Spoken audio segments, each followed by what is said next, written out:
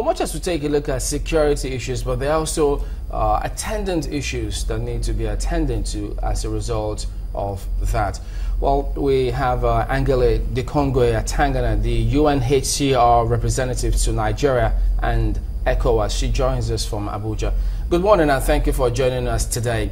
Well, about the humanitarian issues that we do have in the country, I know that you've been to some of these areas. First of all, how does UNHCR approach these issues? Good morning, and thank you for your interest in my work. The way we approach the issues, I should like to go back to a little bit of history.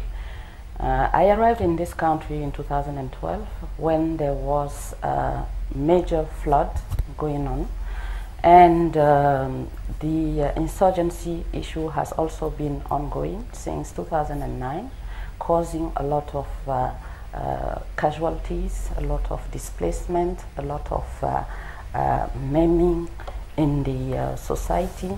And so our expertise is with regard to forced displacement.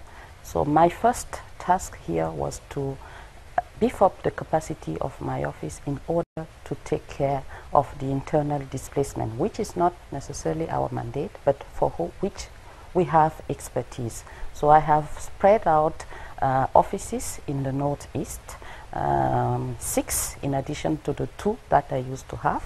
And now I have about 70 staff members working especially in the Northeast to attend to the needs of displaced persons. Our expertise is with protection, and protection, you could say, virtually encompasses everything. Protection is about ensuring that the basic human rights of the people who are displaced are upheld.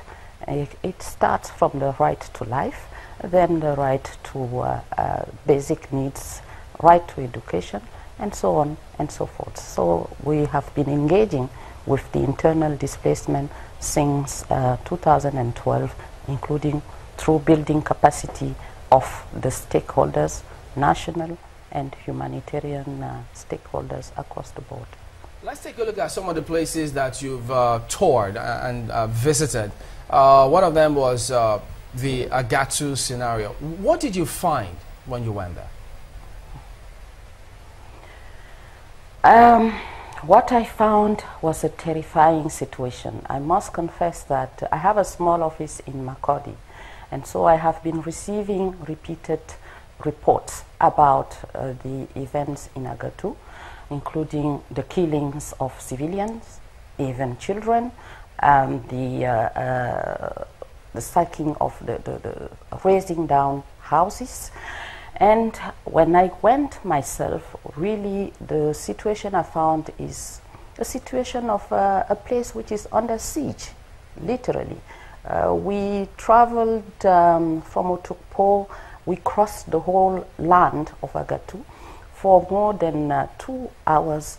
The scene was really a scene of desolation, desperation. It was really devastated. Not so many houses were standing. All houses were burned down, including churches, police stations, schools, and you name them. And really, the people were in such a state of grief that you would wonder, even if they were still having some hope in the life they were into. And so my first take was that they complained that they have not been seeing the authorities or hearing the authorities. So this is one message I brought, that probably that the stakeholders were not aware of the level of gravity of the situation.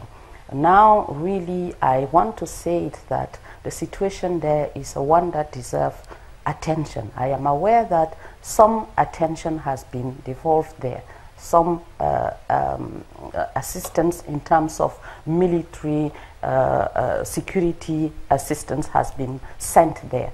But I think the situation warrants even much more attention in terms of restoring the security and rebuilding the life of the people.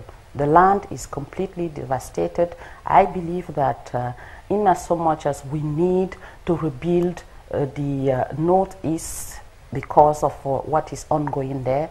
In fact, in actual fact, the stakeholders believe that what is ongoing in Benue State as a whole, because it is not unfortunately limited to Agatu, is actually also linked to what is going on in the northeast.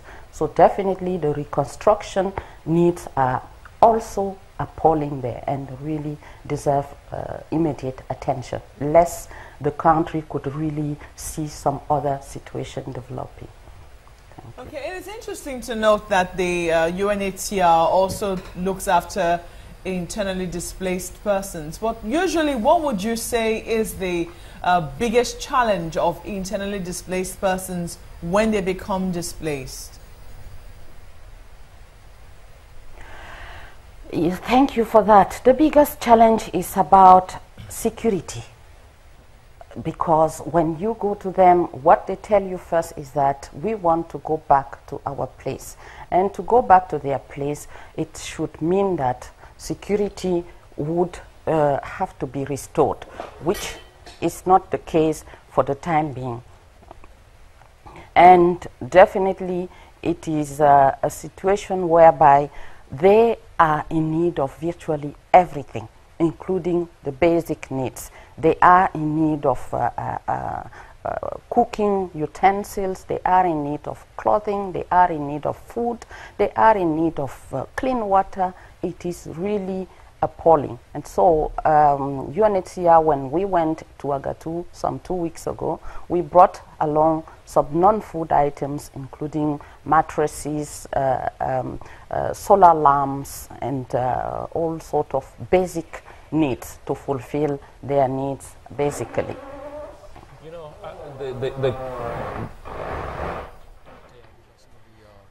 It failed. Some of those